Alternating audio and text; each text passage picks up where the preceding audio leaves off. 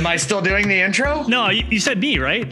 Yes, you. You got to get that thing where it's like the pause before you actually do it. It's amazing the dopamine hit that you get when you know you're about to start being recorded. It's just everything changes. Sure. Yo, what is up? You have found we like the Blazers. Happy birthday to you. Whose birthday is it? Happy birthday. That's very. You got me a gift too. Can I take it through the screen? I didn't get you a gift. I just really was looking for one of those noisemakers that I know the wife has, and the closest thing I could come was a happy birthday bag. Oh. That kind of looks like a birthday sign. So that totally looks like a birthday sign. Well, it legit says happy birthday, so it's as close as I could come. But anyways, happy birthday. I had to cut you off with that. We're launching with that. Oh, that's really kind. Thanks, Ryan. I appreciate it. You're welcome. It is my birthday today, actually. I'm 37. Welcome to 37, the best age, second only to 38, which is second only to 39. But I am Brandon Goldner, and with me, as always, it is your better host. It's the man, the myth, the legend, and the considerate friend, Ryan Whitledge. Ryan, what's up, dude? Not much. Anyways, this is going to be the most awkward pivot to start a show, but dun dun dun, breaking news. Yeah, really quick, we have a story from ESPN with allegations from many different Suns staff and people around the organization about racism and misogyny, particularly from the owner, Robert Sarver. We know that this story had been previewed before by CJ McCollum's former podcast co-host, Jordan Schultz. So a couple weeks ago, the Suns were like, nothing to see here. Now that the story is actually out, the NBA has responded to say they've hired a law firm to investigate, and that any sanctions that come as a result of this will be as a result of that investigation. So basically, the TLDR, if you haven't seen it yet on ESPN, the Suns suck, Sarver's a piece of shit, the end. I mean, that's it. I just wanted to hit that. That's all. So, color me shocked and surprised. It was weird last week when they were putting out statements saying that there's an upcoming story that we vehemently deny. And they hadn't even seen it yet. Exactly. And that was just strange enough as it was. They should have just held on to that until after the story broke, I guess. I don't know. It was all weird. I feel as though they drug more attention onto it than they needed to themselves. So whatever. Totally. Sarver's a piece of shit. It's a guy who thought it was funny to have a goat go shit in his former GM's office. Color me shocked and surprised. Yeah, nobody is shocked or surprised. And one more thing about the response that the Suns had to it. It's interesting because it wasn't just that people at the top of the organization were responding before the story came out, like you said, responding as individuals, but the team itself put out a statement. Again, without seeing the story, if I were to guess, I suspect that they didn't realize just how many different people were independently corroborating aspects of this story. I think that they didn't realize how big it was. But anyway, so we'll see what happens. It's interesting times. So there's your breaking news. All right. Now, strong pivot to the happy news. So since the Blazers right now are 3-5, going 1-3 in the midst of a 3-game losing streak. How is that happy news? That has them winless on the road since just our last recording. These games included a 111-92 revenge win over the Clippers, a 125-113 fourth quarter meltdown loss at the Hornets, a mind-boggling 113-103 loss to the Embiid, Harris, kind of Danny Green, and obviously Ben Simmons-less Sixers. Wow. That was also the game that brought us the introduction to the 4-guard lineup. We'll chat about that in a little bit. And a 107-104 loss where the comeback came up short against the Cavs just last night. Also, fun bit of news for any of the gambling degenerates. My stat holds. The Blazers are winless when they win the tip. I hate that. It's a cursed stat. I've said it before. Why am I getting judged for it? I'm tracking it. And all it comes from is a joke that I had over the last 2 years, where when we'd win the tip, I would say, oh no, we win the tip, we suck again. You know, Ryan, it's like they say, happens that it's playing out this way. It's like they say, shoot the messenger. So that's what's happening. It's a cursed stat. You shouldn't have never kept track of it. Your Excel spreadsheet, you should burn it. External hard drive, throw it in the trash. I don't want to see it anymore. Evan M's tracking it, and if the Blazers lose the turnover battle, they lose the game. Where's the pitchforks for him? I think it doesn't count because he's too far out of the Portland metro area. You're at least in the area. He's in New Orleans. He has that geographic buffer. Okay, he's got 20 times the following as me. Well, I'm just saying. Anyway, so freaking internet warriors. Actually, it's interesting. I know we're going to get to that. Is a large cup. My goodness. I usually 60 think ounces. This one is actually pretty large. I think it's a 24 ounce working glass that you can get with the plastic lid. You can buy them at Fred Meyer. They're very cheap. That would be from the top. That would be this much of my cup right here. Is that water in there, or is that Everclear?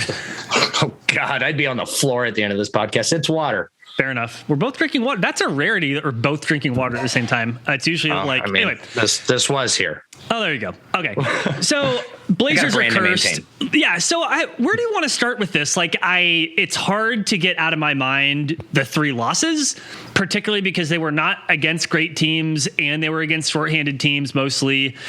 There's a lot to pick through. Is there anywhere you wanted to start? I mean, the NBA is just, I mentioned it last time and it's still kind of holding true. The NBA is just really fucking weird to start this season. I mean, if still you go and look at the standings, the Knicks are the freaking kings of the East, basically. They're just on a tear, I put out a joke that I absolutely got roasted for, but for everybody who wanted Ime Udoka to be the Blazers' next head coach, it's not working out that well in Boston. Things are just a mess all over the place. So it's kind of hard to get a grip on the fact of I think there was this reporting. I can't remember where I saw it. So loosely based reporting talking about how that in overall, a lot of these teams are struggling because of the mileage and the amount of play they've had to do over the last 2 years now, with the restart of the bubble and how that was the quick turnaround in last season and how truncated that was. And that, the NBA wanting to get back on its regular schedule system this year for when they started, that it's a lot of miles in a really short amount of time for these players, and that there could be something to just an overall fatigue that's setting in. And with the Blazers, it's kind of hard because there's so many different factors now. The bench is massively overhauled. We have a lot of different major players coming off the bench, obviously a new coach. It's super hard to pick out what the factor is and what the biggest thing of this is. Are you talking about league wide or just for Portland? League wide and in regards to Portland. If this was just a Portland thing where you saw these random weird struggles and whatnot, it'd be a lot easier to try to pinpoint all this.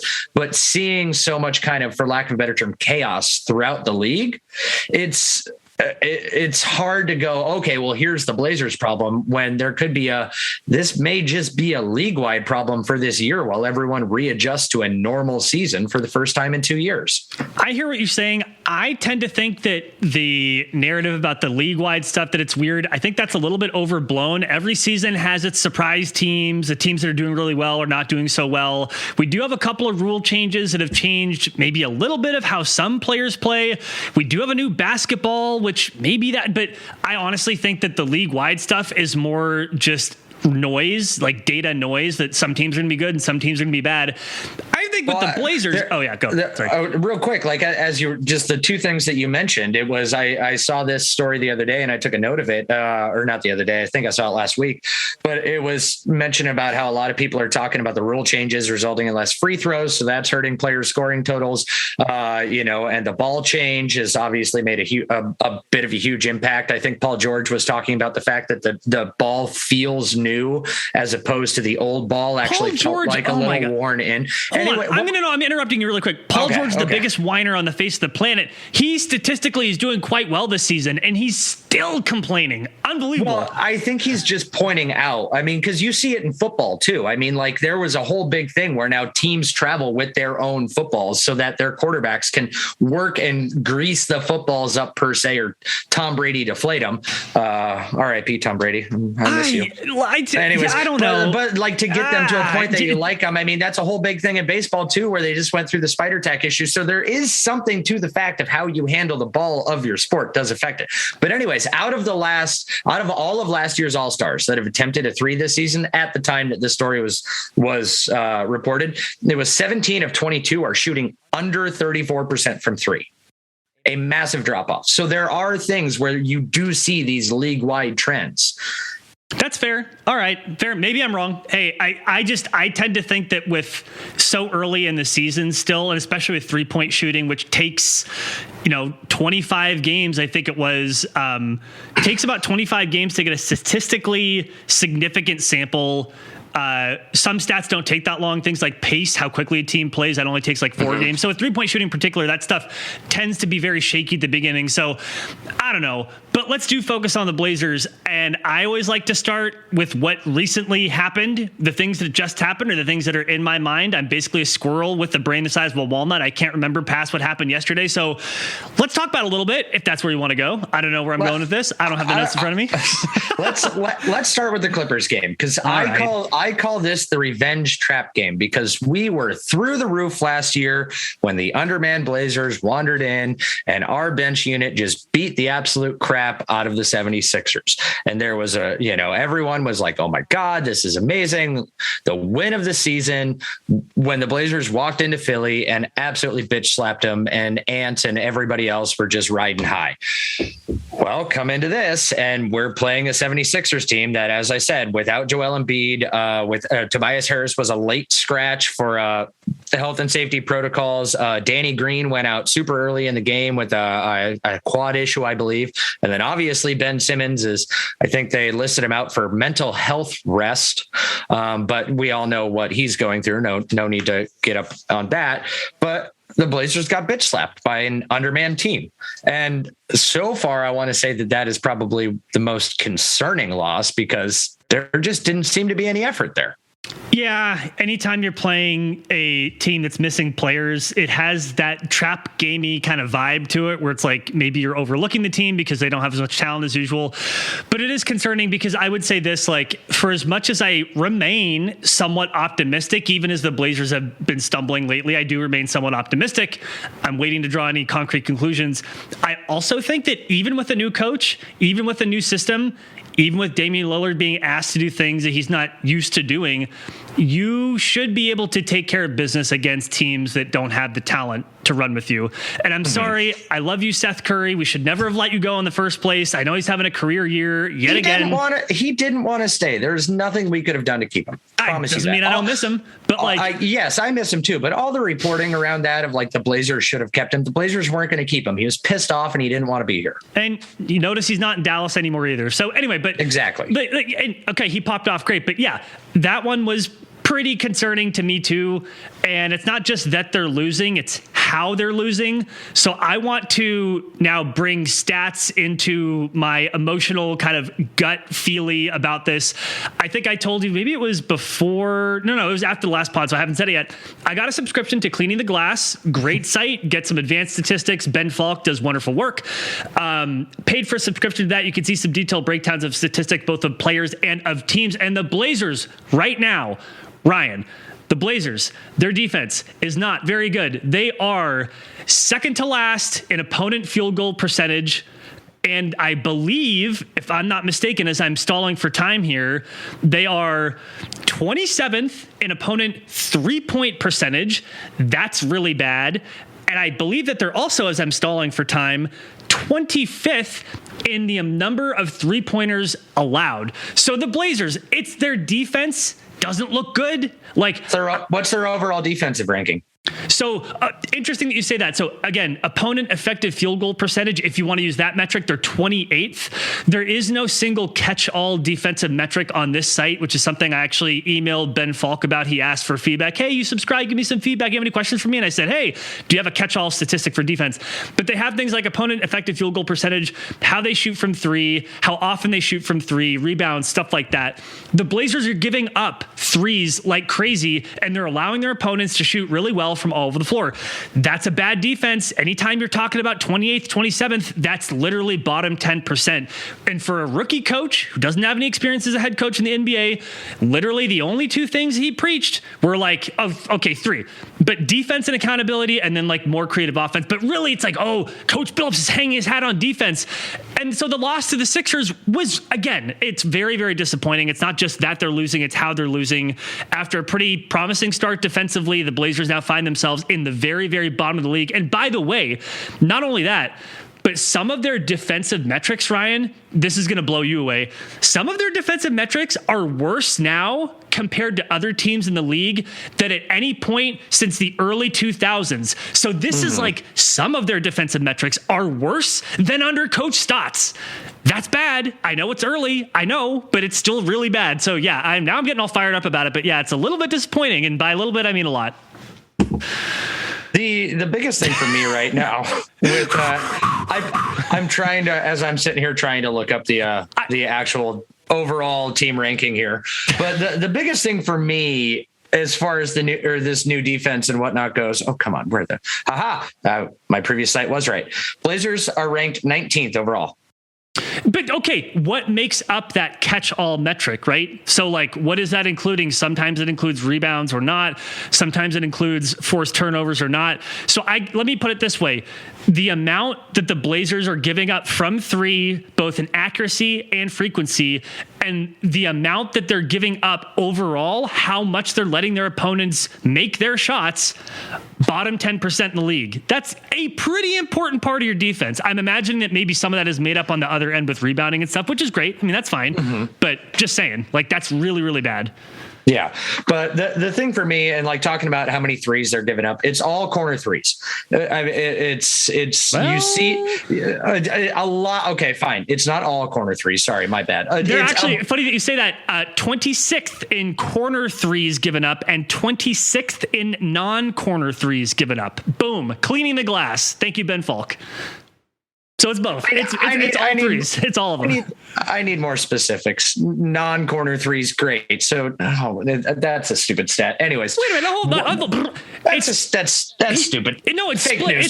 It's split, right? It's like it's all 3-pointers, and then the subset of that are either in the corner or not in the corner.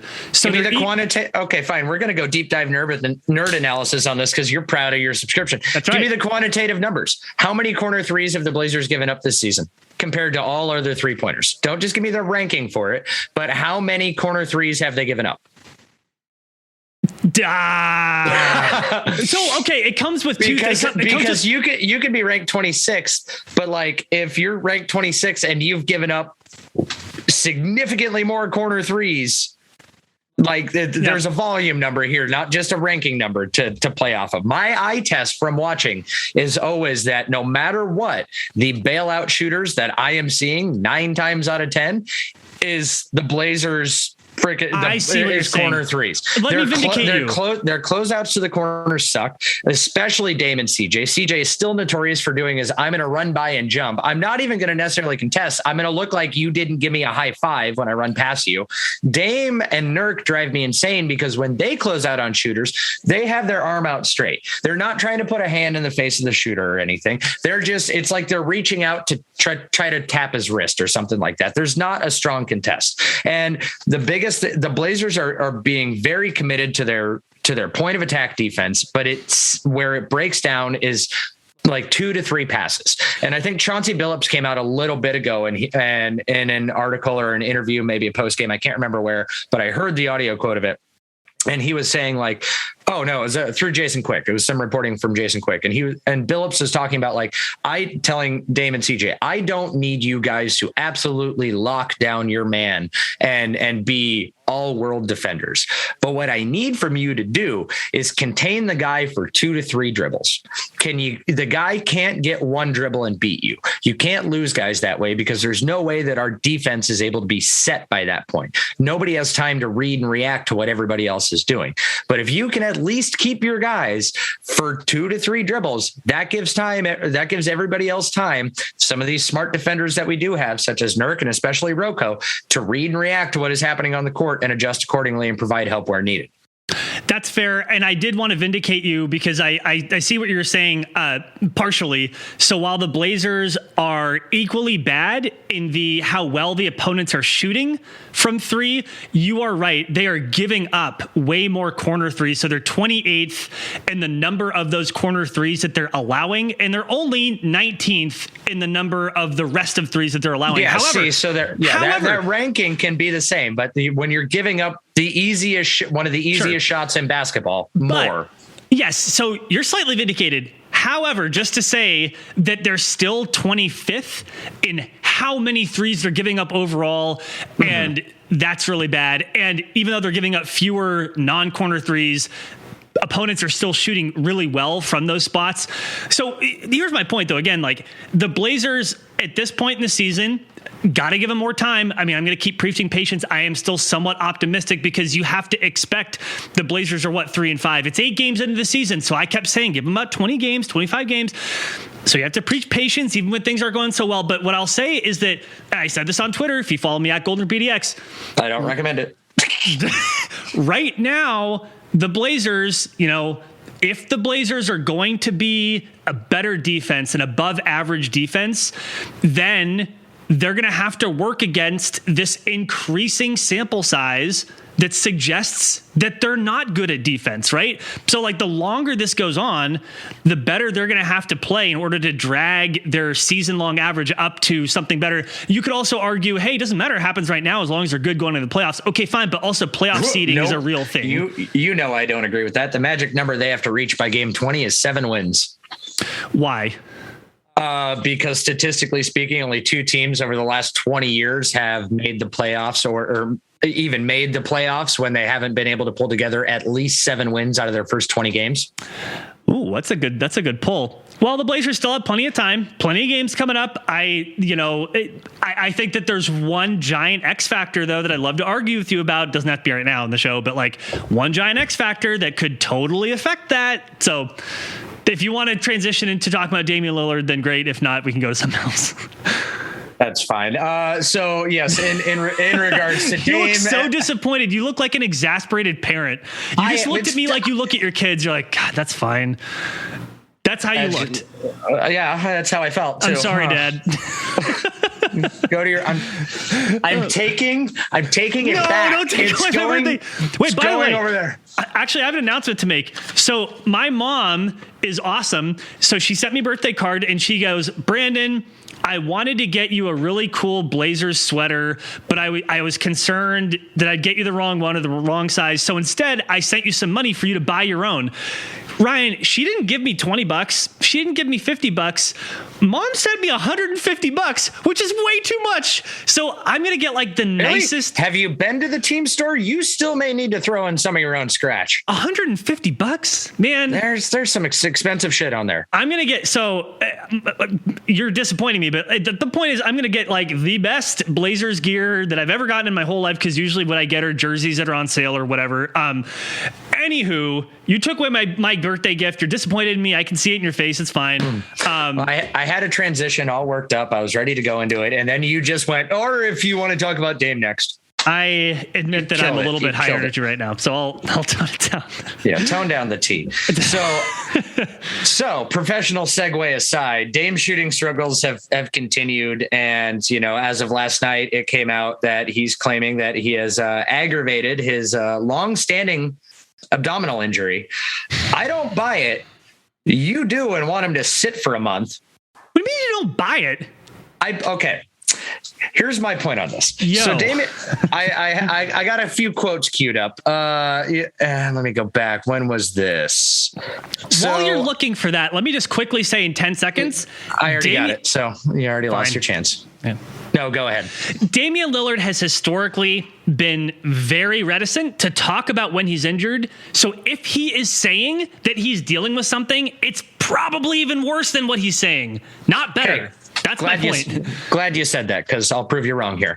So after the Clippers game on Friday, or last Friday evening, that was when he had said he had emerged from his slump because he went 5 of 7 from 3. He scored 25 points. And he keyed the fourth quarter rally. Isn't that the opposite of what he said? Didn't he say that we're getting there. And so when he was asked about it and breaking out of his slump, he said, I've been around long enough to know it's part of the game. I've had stretches where I score 50 points a game for 4 games. You can't enjoy that without knowing that when shit goes south, that's also part of the game. He famously then had on Twitter, I think, replying to a tweet saying that I'll let 9 years or how do you want to compare like 9 years to 4 games or whatnot? Flash forward to after that 76ers game. And he's again asked about his recent struggles on the court by Tim Bontemps at ESPN. And Lillard says, I always look at struggles as an opportunity to show my true character. Let me see. Scroll down, pay no attention while I'm stalling for time. There we go. Okay. At the end of everything, him talking about how he thrives in adversity and all that, he made it clear that there's no reason for his slump. And he goes, and this is just back in the 76ers game.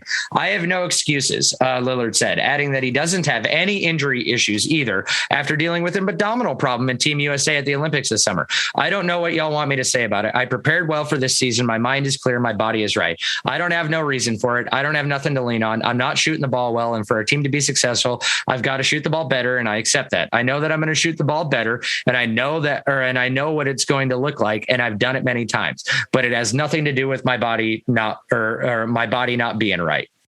That was just back at the 76ers game. So by your own words, Dame is a straight shooter when it comes to his injury struggles. Well, okay, fine. I said the opposite of that. Sorry. Anyways, but so even after this, how dare you? 76ers game, he says nothing's wrong. Right. His shooting slump continues. He took a couple awkward falls last night. Now, I'm not necessarily denying that that he dealt with it and there was a flare up. You pointed out, I think, a couple times watching the game last night that some of his drives to the rim were uninspired. He didn't necessarily look right. Some of his shooting stuff was off. And with an abdominal injury, a lot of people don't realize that is literally like a lot of it deals with your trunk motion. So when you're doing your drives, it's like everything that you do. Yeah. And so this is an injury that Dame originally suffered. I want to say in his second year of his career, I want to say he had a severe second degree abdominal strain. So that's a partial tear, if not just almost a tear. And so with his rehab and how that healed and whatnot, he will always end up dealing with a first degree strain on this. And it always seems that when there are struggles and when the team is quick or Lillard is quick to somewhat put it out there that, this thing's kind of acting up. So it's like you go from one game in the 76ers where he's playing like crap and he says, I don't have nothing to lean on, I'm not hurt, to then that going to the Cavs game then he very quickly jumped on that narrative because you could visibly tell. So yes, maybe there was a little bit of gamesmanship here, but I'm not buying that it's as serious. And especially seeing as that this is something that he's dealt with for a very long time. Now, also on Twitter last night, I kind of roasted you for it. Let me go on my long rant and then I'll give you your rebuttal. I kind of roasted you a little bit for it. All right. No, hold on a second. You posited that he should take a month off for rest. Why? That is asinine because, again, if this is a nagging injury something he is going to deal with for the rest of his career from that original injury, a month off for rest isn't going to do jack squat. Okay. Prepare to have your argument obliterated like the Death Star. So first of all, Damian Lillard hasn't looked right all season. Wow. And Damian Lillard denies that he's injured. Oh, I'm shocked. The guy who literally never admits when he's injured until he absolutely has to say something. The guy who was pissed at his teammates during the Olympics when it got leaked that he was dealing with that ab injury and that's why he played crappy during the Olympics. The guy who's had to play these shortened, truncated seasons in weird circumstances. Then he goes to the Olympics. Now he's playing the season again. He's looked crappy all year. So yeah, like that doesn't surprise me. It doesn't surprise me. Pick a new injury. You can't lean on this nagging one. Otherwise, just why play him at all? You got to go on your rant. Actually, you're free to interject at any time. That's part of the fun. But okay, so pick a new injury. First of all, that's so weird. Second of all, here's my theory behind it. Okay, again, it's something where he is getting older, something he's dealt with a lot, right? So as you age, your ability to recover is impacted to some degree, right? My liver can attest. Your liver can attest, right? Thank God Dave's not an alcoholic. But so that's shots fired. The dude said, I didn't say you were. I said I'm glad he's not. It was insinuated. The dude is 31. And again, he went from weird truncated NBA season to the Olympics where he was clearly laboring. Probably didn't have enough time to recover. He was, to my eye, clearly laboring again for the entire season. some of his shots look short.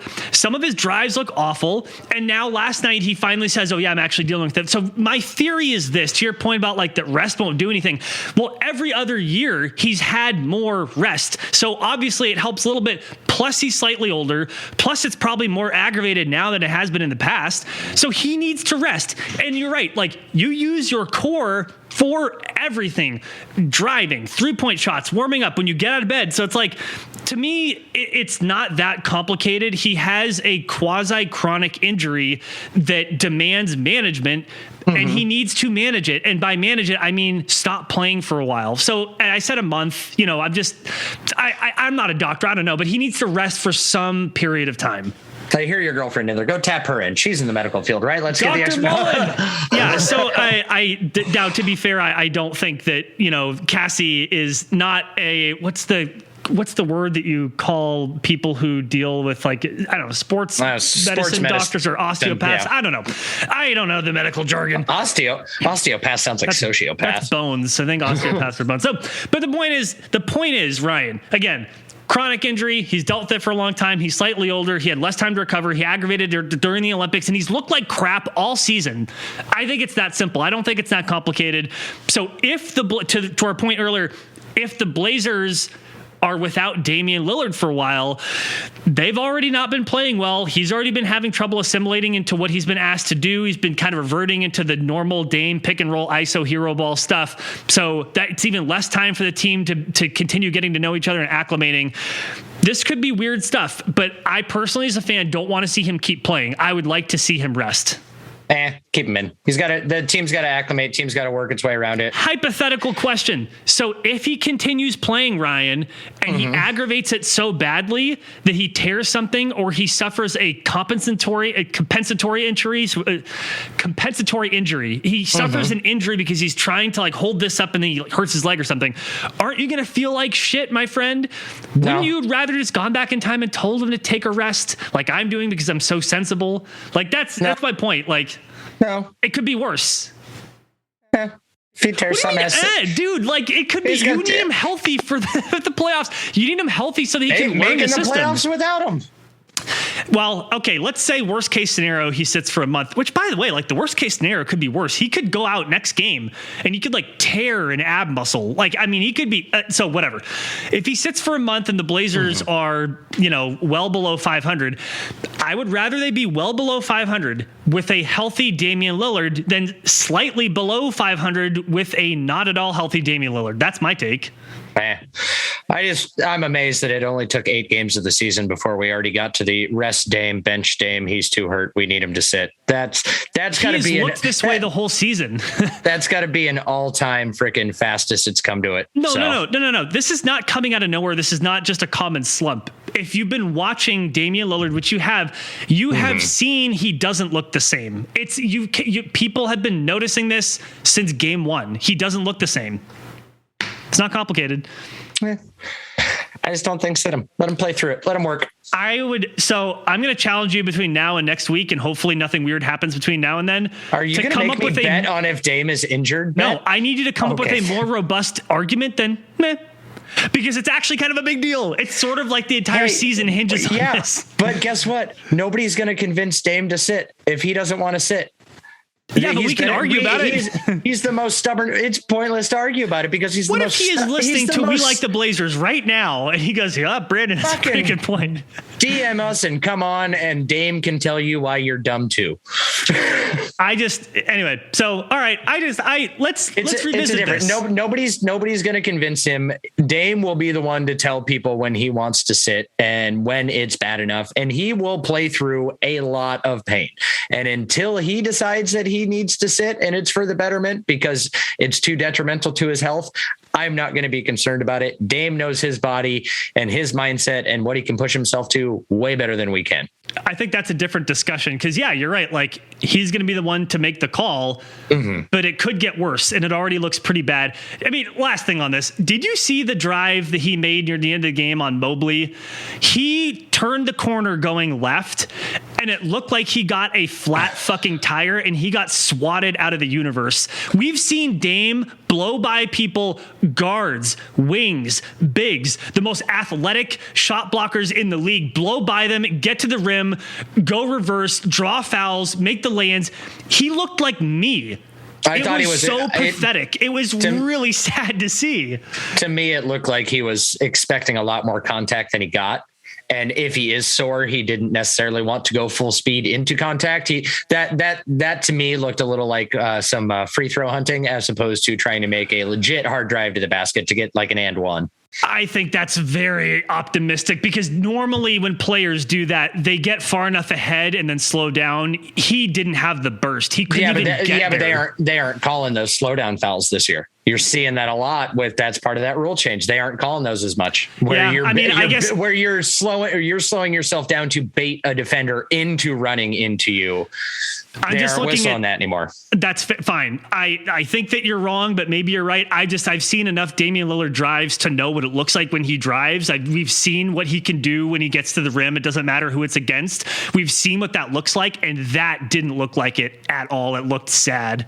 So, hopefully you're right. I want to be wrong. I want you to be right. I want him to be fine. I want him to be not dealing with anything, and for this to be totally mental, because if it is, he'll break out of it and we're going to forget all about this. It's not going to be a big deal. If he's dealing with a chronic injury that's worse now than it ever has been, we're going to be talking about this a lot and it's going to suck. So I hope I'm wrong. Yeah.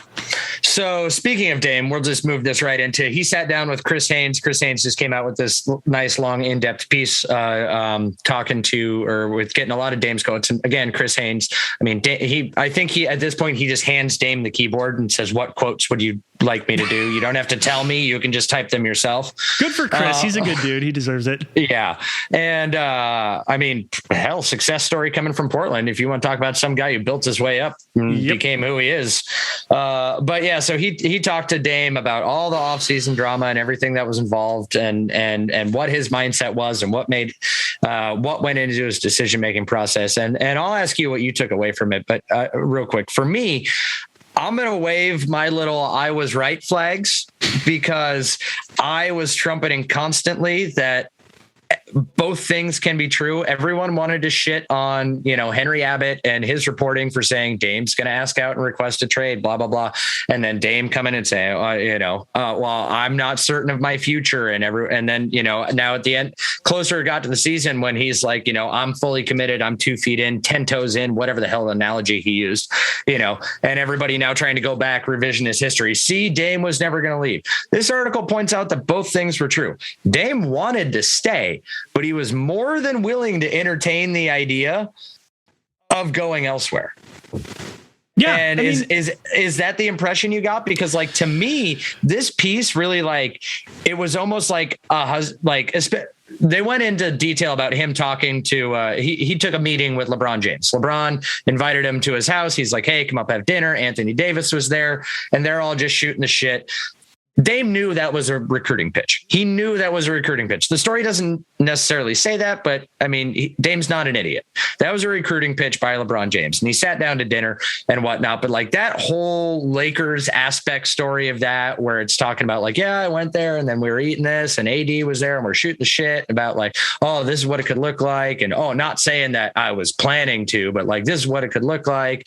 And then, it was only an hour and a half and then I left. But before I left, he gave me a whole tour of his mansion and whatnot. That just strikes me. I think here's the exact text I sent somebody regarding how I took this story. It's like a husband coming to his wife and going, come on, honey. I didn't think at the time when I went to hang over at the porn star's house that they would try to sleep with me. And when they kept bringing it up, I left immediately after going and taking a tour of the sex dungeon. My hands are clean. I did nothing wrong. You're comparing LeBron James's house to a sex dungeon. To a porn star's house with a sex dungeon, yes. LeBron James is one of the most wholesome family men in the NBA. How dare you? How did I take this story? I took it similar to you, where Damian Lillard, again, 31 years old, hasn't had a ton of postseason success in Portland. He was, I think, doing due diligence. I think he's going to continue doing due diligence. And, it's hard for me at this point, it was easier earlier in the offseason when Damian Lillard was saying, hey, I want roster upgrades, I want to win a championship, it was a lot easier to be like, okay, he's given Portland time. It's like now or never. But since then, he has said more of the kind of effusively pro-positive or pro-Portland stuff that we're used to hearing him say for many, many years, the 10 toes in Rip City, going on Instagram and, rapping about how he's going to die on his shield and it's all about Portland. I'm not going to chase a ring. And I, blah, blah, blah, blah, blah. Like Giannis Antetokounmpo won a title in Milwaukee. And how cool is that? So which was a factor for him in that story. Yeah, sure. Yeah. Well. So he's now after an off season where the way he talked about this stuff shifted a lot. It's now shifted back to all of the stuff that he used to say before that we were used to as fans. Which, by the way, smart on his part, because otherwise it's going to, if you don't absolutely quell that from a PR standpoint, guess what you're going to get asked in every fucking press conference you do. I think so that makes sense there. I think you're onto something. So that could mean basically one of two things. And the first one is that means Damian Lillard's going to be here forever. Okay, well, the second thing it could mean is that Damian Lillard, functionally, he wants the same things as he said just a few months ago. He wants to win a championship in Portland.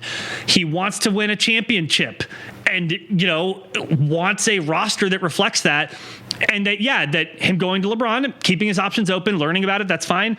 And that what he's doing now is a PR move to quell any questions about it. I think that's a very reasonable take. I tend to think that's probably what it is. But I also think ultimately Damian Lillard and Neil Olshey have been talking about what they want to have happen. And my optimistic, I know I'm rambling a lot, my optimistic, total naive Pollyanna hope is that there is some secret plan that Dame and Olshey have, and they haven't executed it yet. And so Dame is like, oh, I know what's going to happen with the roster or some version of that. I know, but I'm just saying, like, that's possible too. So it is. I don't know. I don't know what to think of it. And, I don't know.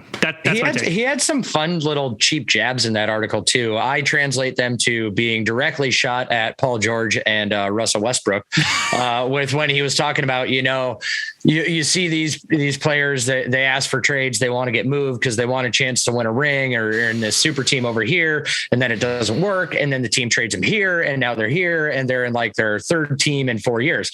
Russell Westbrook down to Oklahoma City, out to Washington, now back out to the Lakers. Paul George famously going out to Oklahoma City and then down to the Clippers, doing all this sort of chasing, where all the leverage right now, and this is where it does make sense. All the leverage right now is in Dame's hands because he can get what he wants to go where he wants. But right now he's made the say and has the say. And he even did say in the article that he likes Portland. When he's done playing, he'll come back to Portland, but regardless.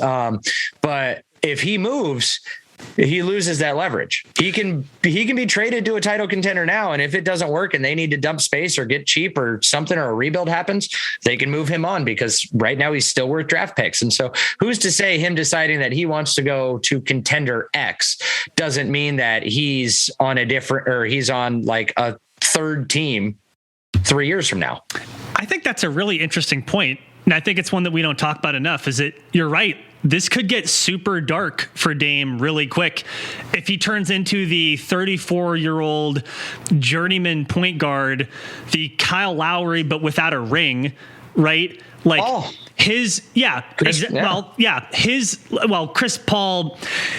Chris Paul's a little bit different because Chris Paul's legacy is like instant Hall of Famer. Cemented, yeah. Damian Lillard's getting close to that point anyway. But you're right. Like maybe Damian Lillard did take the temperature and it's like, well, the chances of any given player winning a title during their career, it's pretty low actually, right? Yeah. So, and this could get dark for him if he does. He goes from the Wizards to the Pacers to, name the team. Yeah. And that's a good point. But if Damian Lillard stays in Portland, then it's like, there are lots of players that we know who haven't won a title who stayed with their franchise the entire time. And Dirk damn near most of it. Yeah. Oh, it could have been almost was Dirk. I mean, people like Reggie Miller.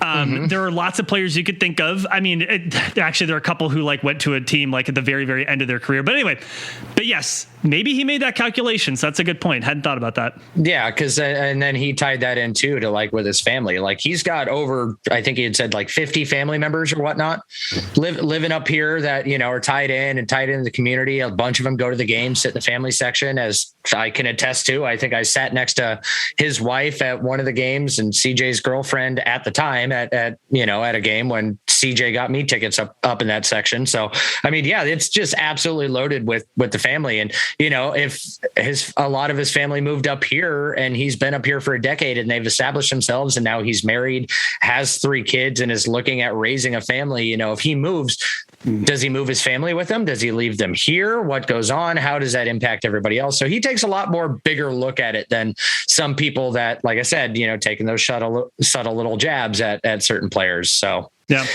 it was a fun little dichotomy. Like I said, I read through it and I was like, yeah, this again sounds like he talked to LeBron. He talked to Anthony Davis. He talked to his management. He talked to his family about it. And there was a lot of people that he had discussions with about, should I leave? Should I do this? It's no wonder that kind of stuff leaked out. And obviously through the game of telephone, sourcing gets a little effed up, but I won't lie, from me reaching out and asking, it was someone extremely close to Lillard that falls in some of those groups that leaked some of this story that Henry Abbott got absolutely roasted for. So there's truth in that bucket and there's truth in the denial. So, I mean, there's that. And so I guess last little thing, anything else you got to add on that? Not on this. Okay. I got some quick hitters though at some point. Some quick hitters. All right. Well, great. Actually, let me do one really quick. Okay, because I got a section here for a quick hitter. Okay. Well, let me just say, if you would like to talk about stuff like the Damian Lillard, Chris Haynes story, you should consider joining a Twitter space that's opened up 10 minutes post game every game by @Sheriff of PDX. His name is Seth. He opens these Twitter spaces where you can join. They're kind of like, you know, live podcasting things where you can ask to speak. It's kind of like, you know, green room or locker room, but on Twitter. I joined one yesterday. It was super fun. We had Dia from Blazers Edge there. They actually had Chris Haynes in their Twitter space chat before the game, which is pretty dope. So you should check it out. We talked a little bit about it there, and it was a lot of fun. So that's it. All right. So now into the actual little tidbits, quick hitters, and what I am going to call the tickle trunk of Trailblazer tidbits. Wait a minute. Didn't we make a deal here? Didn't we say that you wouldn't say tickle trunk if I didn't say cockles of my soul? Well, guess what, buddy? You're going to look straight into those cockles from now until the end of time. If you keep using that phrase, I swear. This argument is for one person and one person only. Okay, let's hear it. But anyways, the tickle trunk of Trailblazer tidbits. See, and I'm just trying to throw in as many T words as humanly possible too, but the tickle trunk of Trailblazer tidbits. So the new City Edition jerseys were released by Nike, and these are called the mixtape jerseys. You're giving them a wah? Wah. I effing love them. Why? It's like literally a worse version of something they've already done before. Well, that's the whole point. It's a mixtape. So they're going back to the 1977 championship, and they're going back to the 2 times that the Blazers made the finals. And they're incorporating aspects of all those jerseys in there. Like, I've seen a couple of the other jerseys that are out there. The Blazers, they're still ranking near the top. And for me, simple as though is better. By the way, this is also coming from someone, so take it with a grain of salt. Those brown stupid things from last year can die in a fire. And if I never see them again, I will be happy. But brown ones actually grew on me after a while. They look better the more I looked at them, but yeah, not my favorite. Here's one of the weird things, and Nike's really good at this, but here's one of the weird things I've noticed with a lot of these city editions and special edition jerseys. Even if the jerseys are a little questionable, the outfits around them, like the hoodies or the shirts or whatnot that they put out, where they get a little more creative license because it's not what's being worn on the court. So for one, you're not getting that stupid, whatever the brand logo thing is on it, but the outfits and whatnot with these new jersey designs are sometimes significantly better. Like there was a few hoodie designs that I saw with those crap Oregon jerseys from last year that I was like, that's actually not that bad, but I'm dying on this hill of that. I hate these things, so I can't buy it. Yeah, I gave them a D. I actually did one of those tier maker rankings of all 30 jerseys. And actually my B, C, and D tier were all pretty full of jerseys, and the Blazers made the D tier, so not quite F.